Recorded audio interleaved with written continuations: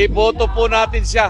Lalong-lalo na po dito sa Pangasinan. Sabi ko nga sa ating mga kababayan sa Pangasinan at saka Northern Luzon ay isama natin si Pastor Apollo Kibuloy doon sa 10 iboboto natin. Huwag natin kalimutan. Unang-una, binabati ko si Pastor Apollo Kibuloy sa kanyang 75th birthday nitong taon na ito. At sabi nga nila, kung minsan yung birthday gift hindi ka agad na ibibigay at the day of your birthday celebration.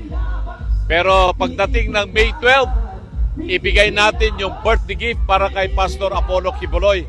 Iboto po natin siya. Lalong-lalo na po dito sa Pangasinan. Sabi ko nga sa ating mga kababayan sa Pangasinan at saka Northern Luzon ay isama natin si Pastor Apollo Kibuloy doon sa 10 iboboto natin. Huwag natin kalimutan.